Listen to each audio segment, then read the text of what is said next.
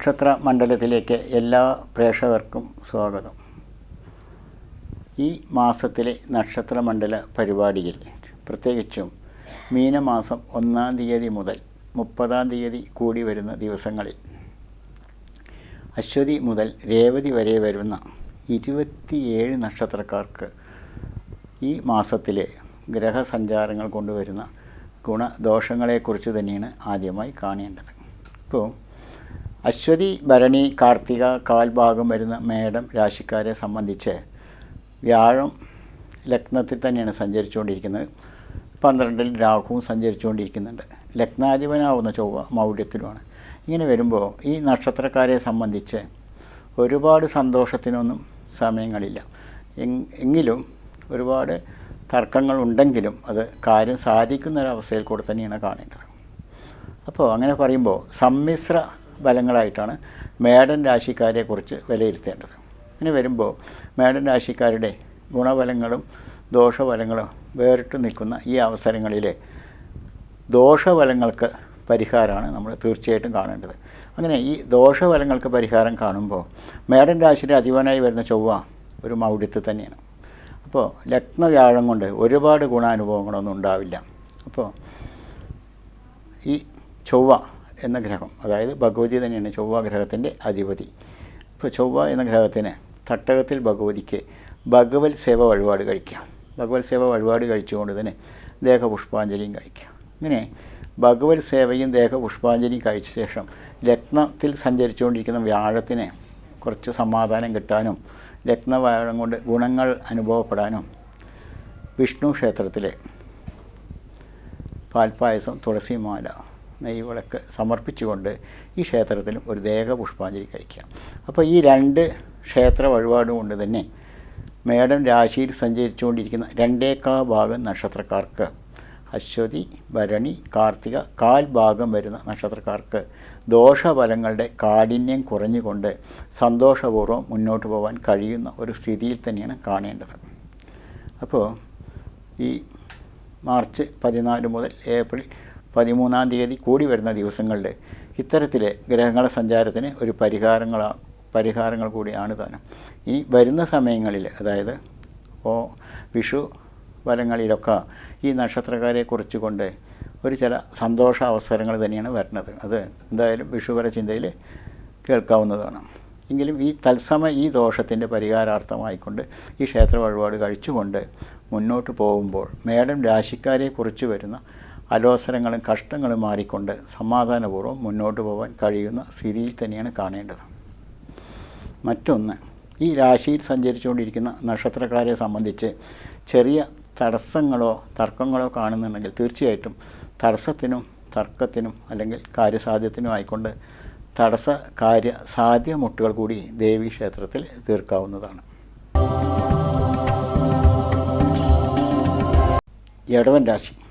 ഇടവൻ രാശിയിലെ കാർത്തിക 3/4 ഭാഗം, രോഹിണി, മകീരത്തിൻ്റെ അരഭാഗം ചേർന്ന് വരുന്ന 2.25 ഭാഗം നക്ഷത്രക്കാരെ കുറിച്ചുകൊണ്ട് സമാധാനപൂർവ്വം മുന്നോട്ട് പോകുമ്പോൾ തീർച്ചയായിട്ടും ഈ നക്ഷത്രക്കാർക്ക് ഒരു പരിധിവരെ സമാധാനം തന്നെയാണ്. എങ്കിലും ഈ പ്രത്യേകിച്ച് ഇടവൻ രാശിയുടെ അധിപനായി വരുന്നത് ശുക്രൻ തന്നെയാണ്. ഈ ശുക്രന് ഒരു മൗഢ്യ സഞ്ചാരത്തെ തന്നെയാണ് കാണുന്നത്. മാത്രമല്ല ഇപ്പോൾ ഈ രാശിക്കാരെ സംബന്ധിച്ച് ശനിയെക്കൊണ്ട് ഒരു ചില ദോഷങ്ങളായിട്ടാണ് കാണുന്നത്.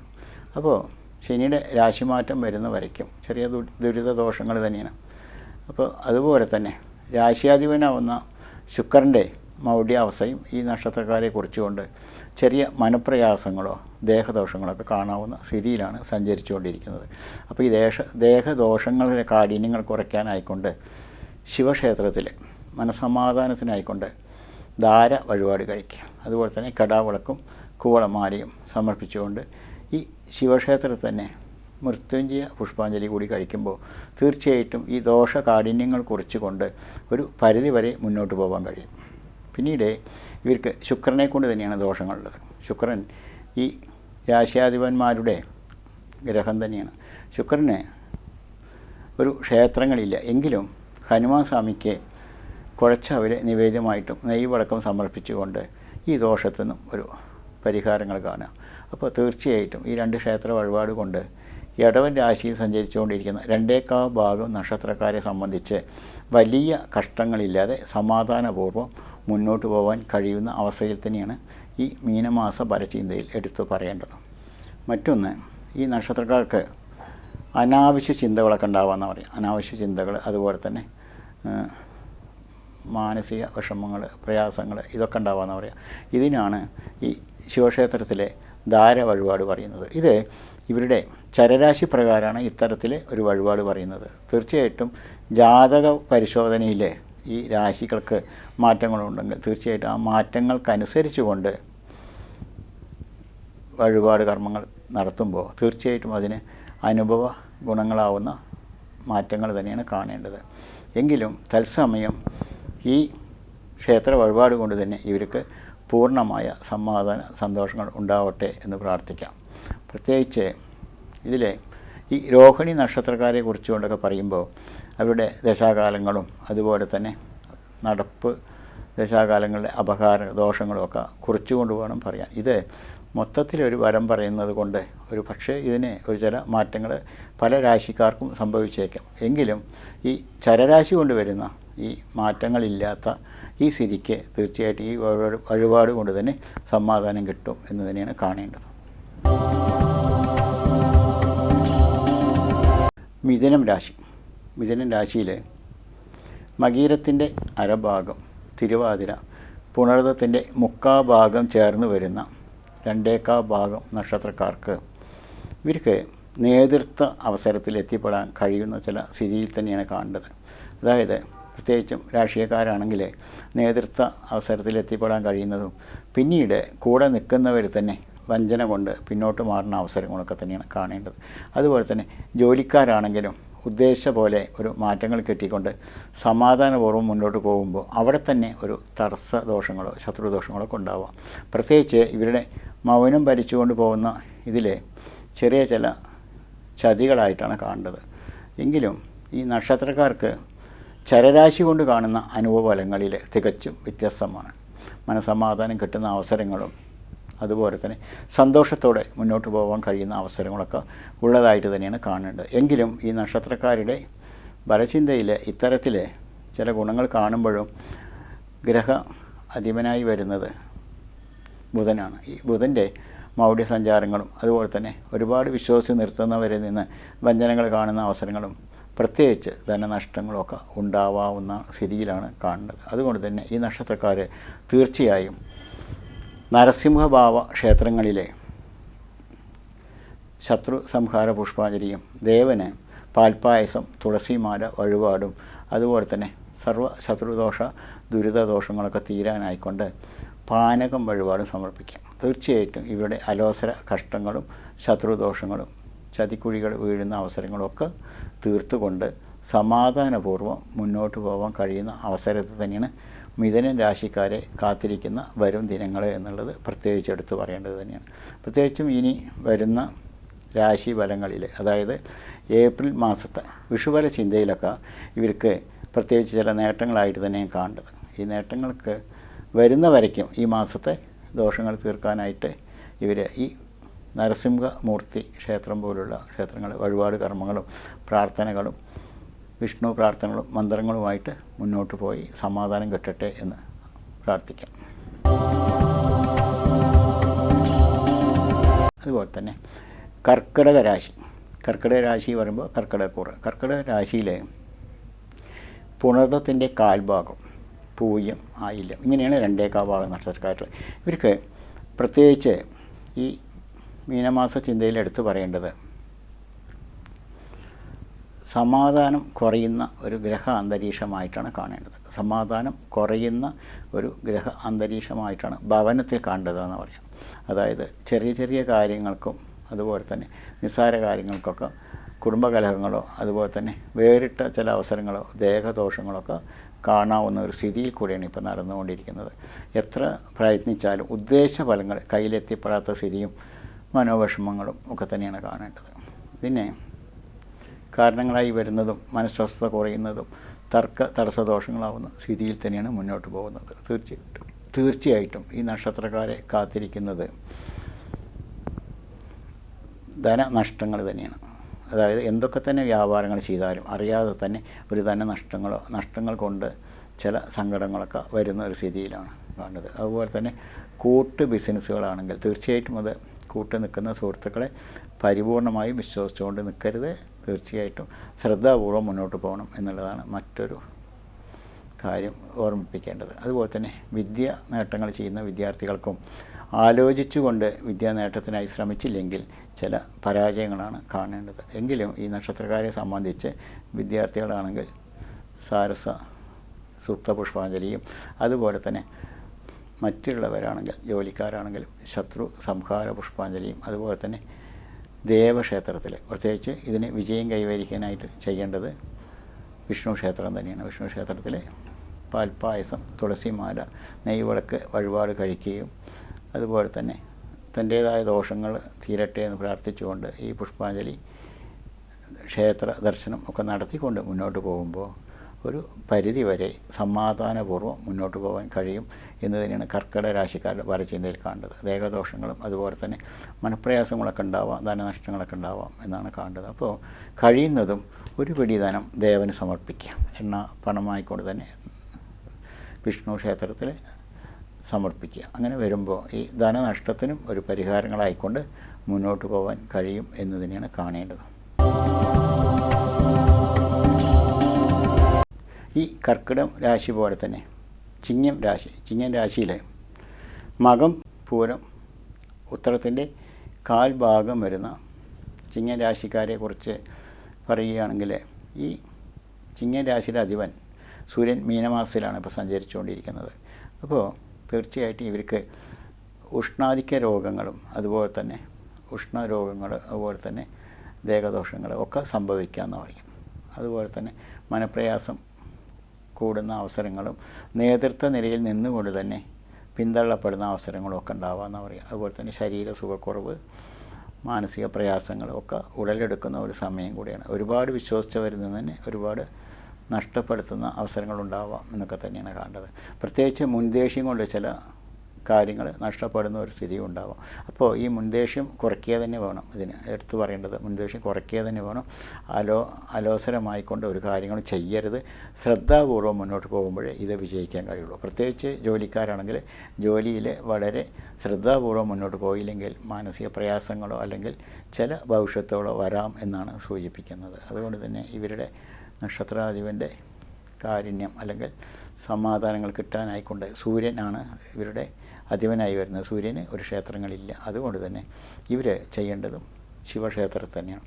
ശിവക്ഷേത്രത്തിലെ മനസമാധാനത്തിനായിക്കൊണ്ട് തന്നെ ഇളനീർ ധാര, അതുപോലെ തന്നെ ദേവനൊരു നിവേദ്യം, കടാവിളക്ക് ആയുർദോഷത്തിന് സമർപ്പിച്ചുകൊണ്ട് ദേഹപുഷ്പാഞ്ജലിയും കഴിക്കുക. തീർച്ചയായിട്ടും ഈ ദോഷത്തിൻ്റെ ഒരു പരിധി വരെ സമാധാനപൂർവ്വം മുന്നോട്ട് പോകും. പിന്നീട് അതുപോലെ തന്നെ അറിയാതെ ഇവർക്ക് എപ്പോഴും ശത്രുക്കളുടെ എണ്ണങ്ങളാണ് കൂടേണ്ടത്. അതുകൊണ്ട് തന്നെ ശത്രുക്കൾ ഇവർക്ക് എന്നും ഒരു വാക്കുകൊണ്ട് തന്നെ ശത്രുക്കളുണ്ടാവാം എന്നാണ് സൂചിപ്പിക്കുന്നത്. അതുകൊണ്ട് തന്നെ ഇവർക്ക് ശത്രുക്കളുടെ എണ്ണങ്ങൾ കൂടുമ്പോൾ ഭദ്രകാളി പോലുള്ള ക്ഷേത്രങ്ങളിലെ ശത്രുമുട്ട്, ദേഹമുട്ട്, കർമ്മമുട്ട്, ദൃഷ്ടിമുട്ടുകളൊക്കെ തീർത്തുകൊണ്ട് പരിഹരിക്കുമ്പോൾ തീർച്ചയായിട്ടും ഇവർക്ക് മനസ്സിനും സമാധാനം കിട്ടുന്ന ശരീരത്തിന് സമാധാനം കിട്ടുന്ന ഒരു അവസരത്തിൽ തന്നെയാണ് കടന്നു പോകുന്നത്. ഭദ്രകാളി ക്ഷേത്രത്തിൽ വേണമെങ്കിൽ ഒരു ദേഹപുഷ്പാഞ്ജലി സമർപ്പിക്കാം. ക്ഷേത്ര ദർശനത്തോടുകൂടെ തീർച്ചയായിട്ടും ഇവർക്ക് സന്തോഷം കിട്ടും എന്ന് തന്നെയാണ് കാണേണ്ടത്.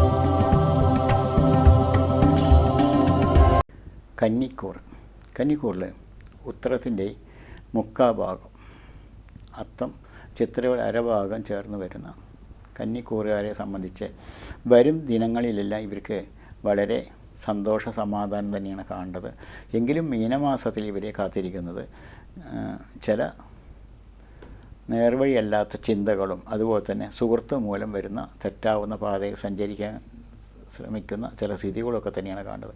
അപ്പോൾ ഈ തെറ്റായ പാതയിൽ സഞ്ചരിക്കാനുള്ള പ്രവണതകൾ സുഹൃത്തുക്കളിൽ നിന്ന് വരുന്നതും അതുകൊണ്ട് തന്നെ ചില ധനനഷ്ടങ്ങളും ഒക്കെ ഉണ്ടാവാമെന്ന് പറയും.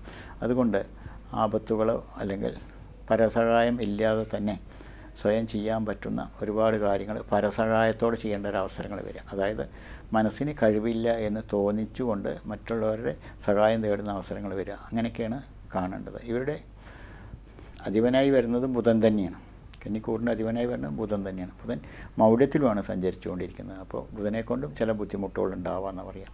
മറ്റൊന്ന് ഇവിടെ രണ്ടാം ഭാവാധിപനും ശുക്രൻ തന്നെയാണ്. അപ്പോൾ അറിയാതെ വരുന്ന ശത്രുദോഷങ്ങളും അതുപോലെ തന്നെ മാനഹാനികളും തർക്കങ്ങളൊക്കെ ഉണ്ടാവാമെന്ന് പറയാം. അപ്പോൾ ഇവർ തീർച്ചയായിട്ടും ചെയ്യേണ്ടതും നരസിംഹമൂർത്തി പോലുള്ള ക്ഷേത്രങ്ങളിൽ പാൽപ്പായസം, തുളസിമാല, നെയ്വിളക്ക് സമർപ്പിച്ചുകൊണ്ട് ദേവനെ ഒരു ദേഹപുഷ്പാഞ്ജലി കഴിച്ചുകൊണ്ട് ശത്രുദോഷത്തിനെ മാറ്റാനായിട്ട് പാനകം വഴിപാട് സമർപ്പിക്കുക എന്ന് പറയും. അപ്പോൾ തീർച്ചയായിട്ടും ഈ ദോഷത്തിൻ്റെ കാഠിന്യങ്ങൾ കുറഞ്ഞുകൊണ്ട് സ്വയം പര്യാപ്തമാവുന്ന അവസരത്തിൽ എത്തിപ്പെടട്ടെ എന്ന് ദേവനോട് പ്രാർത്ഥിക്കുമ്പോൾ സ്വയം ചെയ്യാൻ കഴിയുന്ന കാര്യങ്ങളൊക്കെ ശ്രദ്ധാപൂർവം ചെയ്യാൻ കഴിയും. മറ്റൊന്ന്, ഇവർക്ക് വാക്കുകൊണ്ടോ അല്ലെങ്കിൽ ചില പ്രവൃത്തി കൊണ്ടോ മാനഹാനികളോ ദുരിതങ്ങളോ വരുന്നതും ശുക്രനെ കൊണ്ടാണ് കാണുന്നത്. ശുക്രന് ഒരു ക്ഷേത്രങ്ങളില്ലാത്തത് കൊണ്ട് ഇവർക്ക് തത്സമയം ഈ ദോഷങ്ങൾ തീർക്കാനായിട്ട് മുരുകൻ ക്ഷേത്രം പോലെയുള്ള ക്ഷേത്രങ്ങളിൽ പാലാഭിഷേകം, അതുപോലെ തന്നെ ദേവന് മുന്നിൽ ഒരു പുഷ്പാഞ്ജലിയും കഴിക്കുക. അപ്പോൾ തീർച്ചയായിട്ടും ഈ പാലാഭിഷേകവും ഈ പുഷ്പാഞ്ജലിയും ദേവൻ്റെ മുന്നിൽ സുബ്രഹ്മണ്യ സ്വാമി ക്ഷേത്രത്തിൽ സമർപ്പിക്കുമ്പോൾ ഈ ദോഷത്തിൻ്റെ കാഠിന്യങ്ങൾ കുറഞ്ഞുകൊണ്ടും സന്തോഷപൂർവ്വം മുന്നോട്ട് പോകാൻ കഴിയും എന്ന് തന്നെയാണ് കന്നിക്കൂറുകാരുടെ 2 ഭാഗം നക്ഷത്രക്കാരുടെ വിലയിരുത്തൽ കാണേണ്ടത്.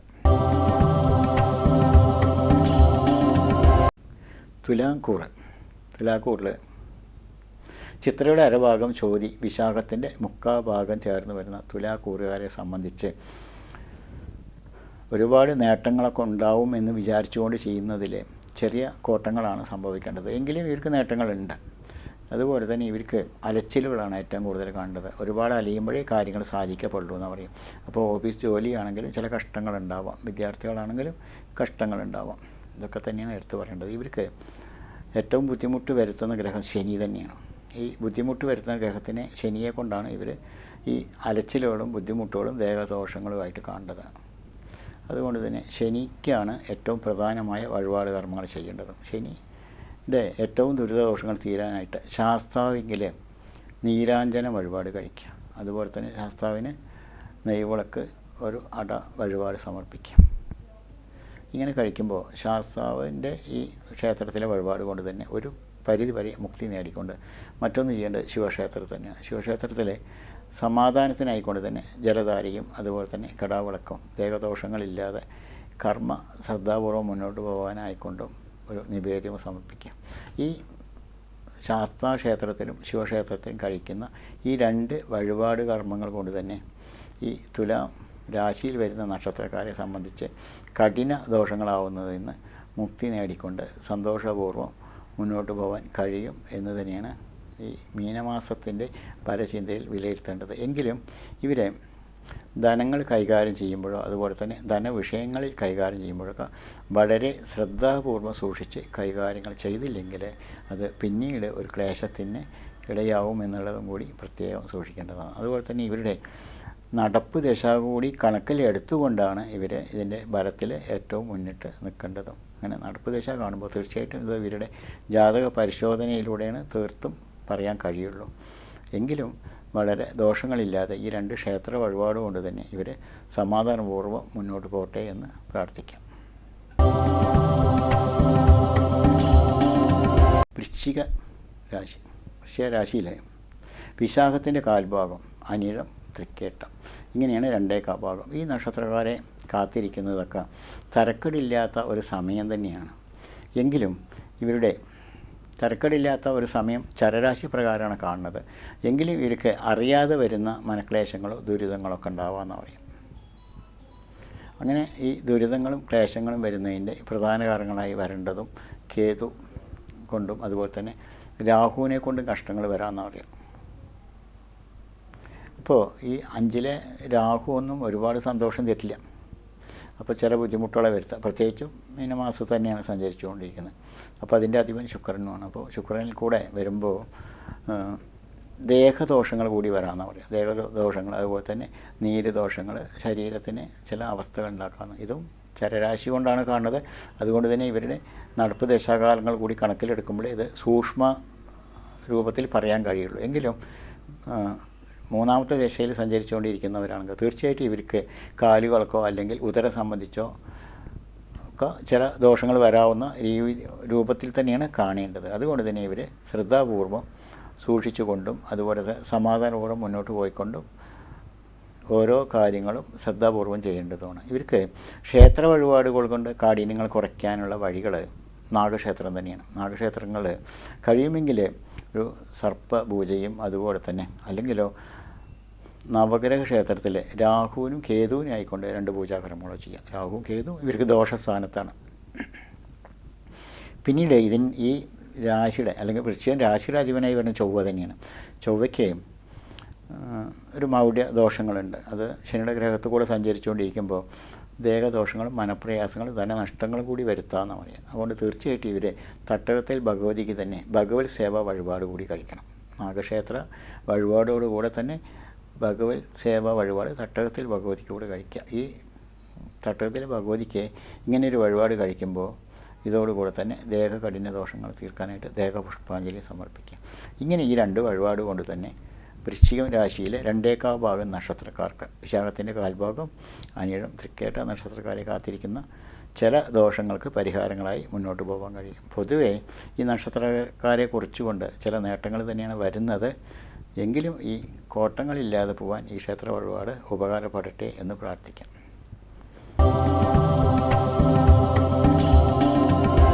പിന്നീട് ധനുരാശിയാണ്.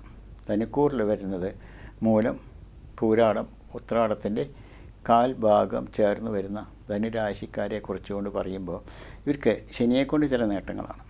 അത് ശനി 3-ലാവുമ്പോൾ മുടി ചൂടെന്നൊക്കെ തന്നെയാണ് പറയുക. എങ്കിലും ഇവർക്ക് ഈ 4-ലെ രാഹു വളരെ ഗുണപരമല്ല. അതുപോലെ തന്നെ 5-ൽ വ്യാഴം വളരെ സമാധാനങ്ങൾ തരുന്ന ഒരു സ്ഥിതിയിലല്ല പോണത്. അപ്പോൾ എല്ലാവരും പറയുക 5-ലെ വ്യാഴം ഒരുപാട് സമാധാനം തരുന്നതാണ്. അപ്പോൾ എന്തുകൊണ്ടാണ് ഈ തരാത്തത് എന്ന് കൂടി കാണുമ്പോൾ വ്യാഴത്തിൻ്റെ സഞ്ചാരഭാവം ചൊവ്വയിലാണല്ലോ, ചൊവ്വയുടെ ഗ്രഹത്തിലാണ്. അപ്പോൾ ചൊവ്വ നീചഭാവത്തിലാണ്. വ്യാഴത്തെ സംബന്ധിച്ച് മേടൻ രാശിയിൽ സഞ്ചരിച്ചുകൊണ്ടിരിക്കുന്ന വ്യാഴം അനുകൂലത്തിലല്ല. അപ്പോൾ അത് ചെറിയൊരു ദോഷങ്ങൾ വരുത്തും. വ്യാഴം അനുകൂലത്തിലാണെങ്കിലും സഞ്ചരിക്കുന്ന രീതിയിൽ അല്ലെങ്കിൽ ചൊവ്വയുടെ ഗ്രഹത്തിലായതുകൊണ്ട് തന്നെ വളരെ ഉദ്ദേശ ഫലങ്ങളൊന്നും കിട്ടില്ല എന്ന് പറയുന്ന ദോഷമില്ല, അങ്ങനെ കാണാവൂ. അതുപോലെ തന്നെ ശനിയെക്കൊണ്ട് ദോഷമില്ല. പക്ഷേ 4-ൽ വരുന്ന രാഹു ഇവർക്ക് ദോഷം തന്നെയാണ്. അപ്പോൾ എന്താ അങ്ങനെ വരിക പറയുക, വീട്ടിൽ അല്ലെങ്കിൽ കുടുംബ ബന്ധങ്ങളിൽ വരുന്ന ചില ശത്രുദോഷങ്ങളോ അല്ലെങ്കിൽ ചില അകൽച്ചകളോ ഒക്കെ ഉണ്ടാവുകയെന്ന് പറയാം. മാത്രമല്ല ഈ രാഹു സഞ്ചരിച്ചുകൊണ്ടിരിക്കുന്നത് മീനൻ രാശിയിലാണ്. അപ്പോൾ ജലഭയം, ജലം കൊണ്ട് വരുന്ന ദോഷങ്ങൾ, അതുപോലെ തന്നെ ശരീരത്തിന് നീർദോഷങ്ങൾ, നീർക്കെട്ട് ദോഷങ്ങളൊക്കെ സംഭവിക്കാമെന്നാണ് ഇതുകൊണ്ട് കാണുന്നത്. അപ്പോൾ ഈ മീനം രാശിയിലധിപൻ വരുന്നത് ശുക്രനാണ്, അതിൽ സഞ്ചരിച്ചുകൊണ്ടിരിക്കുന്ന രാഹുവാണ്. അപ്പോൾ ഇങ്ങനെ വരുമ്പോൾ ഇവരുടെ ദോഷകാഠിന്യങ്ങൾ കുറയ്ക്കാനും ആപത്തുകളിൽ നിന്ന് മുക്തി നേടാനും ജലഭയങ്ങളൊക്കെ വരുന്നത് കൊണ്ട് ഇവർക്ക് ഏറ്റവും നന്നായി ശുക്രനൊരു വഴിപാട് കഴിക്കുക. ശുക്രനായിട്ട് ക്ഷേത്രങ്ങളില്ലാത്തത് കൊണ്ട് തന്നെ ഹനുമാൻ സ്വാമിക്ക് കഴിയും വഴിപാട് അല്ലെങ്കിൽ വെറ്റിലമാല, അതുപോലെ തന്നെ കുഴച്ചാവലി നിവേദ്യമായിട്ടും നെയ്വിളക്കും സമർപ്പിക്കുക. അതുപോലെ തന്നെ നാഗത്തിന് അല്ലെങ്കിൽ സർപ്പക്ഷേത്രത്തിൽ ഒരു സർപ്പപൂജയും ചെയ്യുക. ഇങ്ങനെ ഈ 2 വഴിപാട് കൊണ്ട് തന്നെ ഈ ധനുരാശിയിൽ വരുന്ന മൂലം, പൂരാടം, ഉത്രാടത്തിൻ്റെ കാൽഭാഗം ചേർന്ന് വരുന്ന 2/4 ഭാഗം നക്ഷത്രക്കാർക്ക് ഈ കടുത്തതായ ദോഷങ്ങൾ തീർത്തുകൊണ്ട് ഉപകാരപ്രദമാവുന്ന മാർഗത്തിൽ സഞ്ചരിക്കാൻ കഴിയുന്ന പറയുക. പ്രത്യേകിച്ച് ഇവർക്ക് ഏറ്റവും കഠിനമായ ദോഷങ്ങളായിട്ടാണ് കാണുന്നത്. അതുപോലെ തന്നെ ഇവർക്ക് എടുത്തു പറയേണ്ടത് ചില മുൻദേഷ്യങ്ങളും മുൻചുണ്ടികളും അതുകൊണ്ട് വാക്കുകൊണ്ട് വരുന്ന ശത്രുദോഷങ്ങളൊക്കെ ഉണ്ടാകും.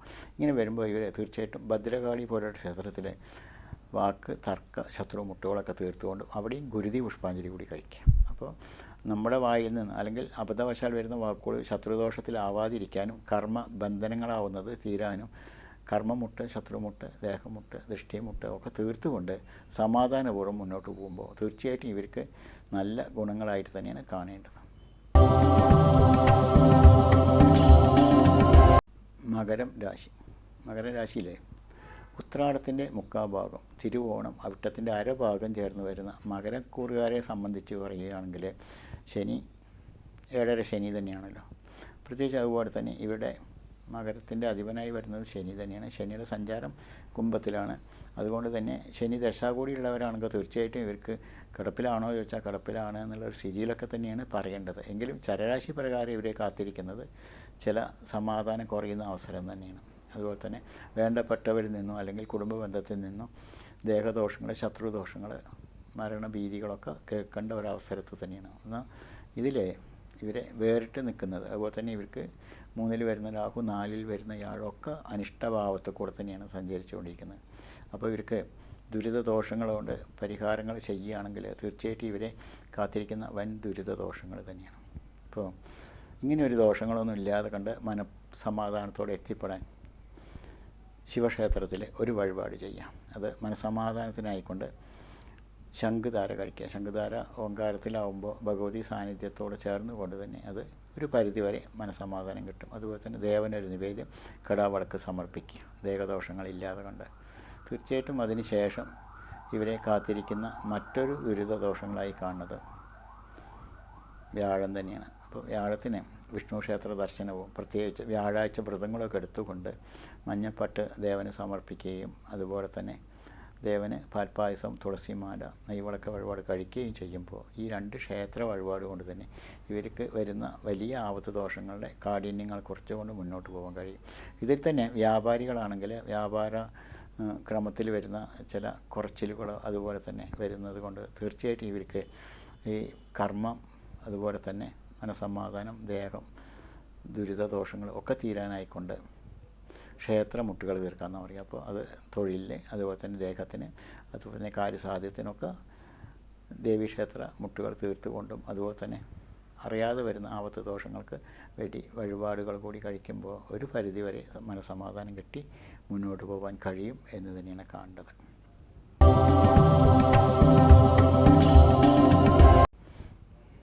അടുത്തത് കുംഭൻ രാശിയാണ്. കുംഭൻ രാശിയിൽ ഔട്ടത്തിൻ്റെ അരഭാഗം ചതയം, പൂരോരട്ടാതി, മുക്കാഭാഗം ചേർന്ന് വരുന്ന കുംഭൻ രാശിക്കാരെ കാത്തിരിക്കുന്നത് ജന്മശനിയാണെന്നുള്ളത് അറിയാലോ. അപ്പോൾ ജന്മശനിയെ കൊണ്ട് അസ്ഥിദോഷങ്ങൾ അല്ലെങ്കിൽ കൈകാലുകൾക്ക് ക്ഷീണിതാവസ്ഥകൾ, അതുപോലെ തന്നെ അസ്ഥികൾക്ക് ദോഷങ്ങൾ വരുന്ന അവസരം, ധനനഷ്ടങ്ങൾ, മാനസിക വിഷമങ്ങൾ ഒക്കെ തന്നെയാണ് എടുത്തു പറയേണ്ടത്. ധാരാളം ഉണ്ടാവാമെന്ന് പറയും. അതുപോലെ തന്നെ തൊഴിൽ ശ്രദ്ധാപൂർവം ചെയ്യാൻ കഴിയാത്തതും, അതുപോലെ തന്നെ വ്യാപാരികളാണെങ്കിൽ ശ്രദ്ധാപൂർവം വ്യാപാരം ചെയ്യാൻ കഴിയാത്ത അവസരങ്ങളും കഷ്ടങ്ങളൊക്കെ ഉണ്ടാവാം. ഇവരുടെ 2-ൽ രാഹുണ്ട്, വളരെ ദോഷങ്ങളില്ല. അതുപോലെ തന്നെ 3-ലെ വ്യാഴം വളരെ ദോഷമില്ല. പക്ഷേ വ്യാഴത്തിൻ്റെ സഞ്ചാരകാലങ്ങൾ ദോഷത്തിലാണ്. പിന്നെ ഇവർ കാത്തിരിക്കുന്നത് 4-ലെ ശുക്രൻ മൗഢ്യത്തിലാണ്, 5-ലെ ബുധനും മൗഢ്യത്തിലാണ്. ഇങ്ങനെ വരുമ്പോൾ ഇവർക്ക് മൊത്തത്തിൽ ഒരു പ്രയാസങ്ങളായിട്ട് തന്നെയാണ് കുംഭൻ രാശിക്കാരുടെ ചരരാശി പ്രകാരം ഗ്രഹങ്ങളെ സഞ്ചാരത്തിൽ വിലയിരുത്തേണ്ടത്. ഇങ്ങനെ വരുമ്പോൾ ഇവർക്ക് സമാധാനം കിട്ടാനായിട്ട് ഏറ്റവും നല്ല വഴിപാടായി കാണേണ്ടത് നവഗ്രഹ ഹോമമാണ്. നവഗ്രഹ ഹോമം കഴിക്കുമ്പോൾ സംഭവിച്ചുകൊണ്ടിരിക്കുന്നത് ചലനത്തിലിരിക്കുന്ന എല്ലാ ഗ്രഹങ്ങളെ സ്വാധീനങ്ങളും തന്നിലേക്ക് ആവാഹിക്കപ്പെട്ടുകൊണ്ട് അതിൻ്റെ ദോഷവശങ്ങളെ കാഠിന്യങ്ങൾ കുറച്ചുകൊണ്ട് മുന്നോട്ട് പോകുമ്പോൾ തീർച്ചയായിട്ടും ഈ നവഗ്രഹ ഹോമം കൊണ്ട് നിങ്ങൾക്ക് ഏവർക്കും സന്തോഷവും സമാധാനവും കിട്ടുന്ന ചില അവസരത്തിൽ തന്നെയാണ് മുന്നോട്ട് പോകേണ്ടത്. ഇതോടുകൂടെ തന്നെ ജന്മശനി കൂടിയാവുമ്പോൾ ദാനധർമ്മങ്ങൾ കൂടാതെ കണ്ട് തന്നെ ഇവർ ശനി അല്ലെങ്കിൽ ശനീശ്വരന് ശാസ്താവിന് നീരാഞ്ജനം വഴിപാടും അതുപോലെ തന്നെ ശനിയാഴ്ച വ്രതങ്ങൾ കൂടി എടുക്കുകയാണെങ്കിൽ തീർച്ചയായിട്ടും ഒരു ദോഷങ്ങളും നിങ്ങളെ ഏൽക്കാതെ കണ്ട്, കഠിന ദോഷങ്ങൾ ഏൽക്കാതെ കണ്ട് സമാധാനപൂർവ്വം മുന്നോട്ട് പോകാൻ കഴിയും എന്ന് തന്നെയാണ് കാണേണ്ടത്. പ്രത്യേകിച്ച് ഇവർക്ക് ഏറ്റവും ദോഷങ്ങൾ വരേണ്ടതും അലച്ചിലുകളും ദേഹദോഷങ്ങളും അസ്ഥിദോഷങ്ങളൊക്കെ തന്നെ. ഉദ്യോഗാർത്ഥികളാണെങ്കിലും ശരിയായ രൂപത്തിൽ ജോലി ചെയ്യാൻ കഴിയാത്ത അവസരങ്ങളും, വിദ്യാർത്ഥികളാണെങ്കിൽ വിചാരിച്ച രൂപത്തിൽ വിദ്യ നേടാൻ കഴിയാത്ത അവസരങ്ങളൊക്കെ തന്നെയാണ് കാണുന്നത്. അതുകൊണ്ട് തീർച്ചയായിട്ടും ഈ നവഗ്രഹ ഹോമം വഴിപാട് എല്ലാവർക്കും തികഞ്ഞ നല്ല വഴിപാട് കർമ്മങ്ങൾ കൂടിയാണ് എന്ന് പറയാതിരിക്കാൻ വയ്യ. ഇത്തരം വഴിപാട് കൊണ്ട് തീർച്ചയായിട്ടും സമാധാനം കിട്ടട്ടെ എന്ന് പ്രാർത്ഥിക്കാം. മീനരാശി.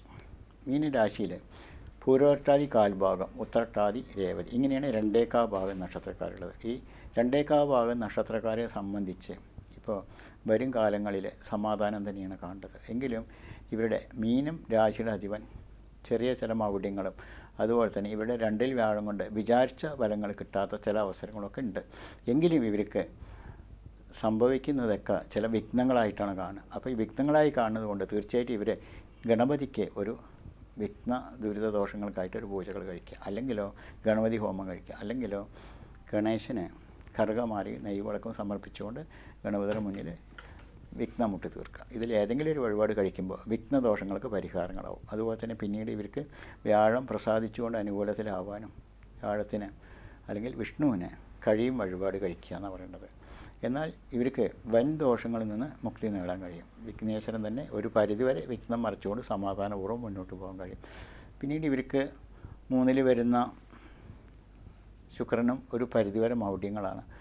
അതുകൊണ്ട് തന്നെ ഇവരെ ഏറ്റവും പ്രധാനമായി കാത്തിരിക്കേണ്ടതും എല്ലാ ഗ്രഹങ്ങളും വിഘ്നങ്ങൾ തീർക്കാനായിട്ട് ഗണപതി തന്നെയാണ് കാണേണ്ടത്. അപ്പോൾ ഗണപതിക്ക് കഴിയുമെങ്കിൽ അത് ഗണപതി ഹോമം തന്നെ ചെയ്യാമെന്ന് പറയും. അതുപോലെ തന്നെ അതിന് ശേഷം വ്യാഴത്തിനെ അനുകൂലിപ്പിക്കാനായിട്ട് വ്യാഴക്ഷേത്ര ദർശനവും ദേവപുഷ്പാഞ്ജലിയും സമർപ്പിക്കുമ്പോൾ തീർച്ചയായിട്ടും ഈ ദുരിത ദോഷങ്ങളിൽ നിന്ന് മുക്തി നേടിക്കൊണ്ട് സമാധാനപൂർവ്വം മുന്നോട്ട് പോകാൻ കഴിയും എന്ന് തന്നെയാണ് കാണേണ്ടത്. ഇവരെ സംബന്ധിച്ച് സമാധാനപൂർവ്വം മുന്നോട്ട് പോകാൻ ഏറ്റവും സന്തോഷം തരുന്നതും ഈ ഗണപതി ക്ഷേത്ര ദർശനവും പൂജകളും തന്നെയാണ്. അതുപോലെ തന്നെ ഈ 27 നക്ഷത്രക്കാർക്ക് 12 കൂറുകളിലായിട്ട് ഈ മീനമാസത്തിൽ സഞ്ചരിച്ചുകൊണ്ടിരിക്കുന്ന ഈ അവസരങ്ങൾ ഈ ക്ഷേത്ര വഴിപാടുകൾ കൊണ്ട് തന്നെ പ്രാർത്ഥനാപൂർവ്വം തന്നെ മുന്നോട്ട് പോകുമ്പോൾ തീർച്ചയായിട്ടും നിങ്ങളുടെ ദുരിതദോഷങ്ങൾ തീർത്തുകൊണ്ട് സന്തോഷപൂർവ്വം നിങ്ങൾക്ക് ഏവർക്കും മുന്നോട്ട് പോകാൻ കഴിയട്ടെ എന്ന് പ്രാർത്ഥിച്ചുകൊണ്ട് നിങ്ങളുടെ സ്വന്തം ജ്യോത്സ്യൻ മോഹൻദാസ്.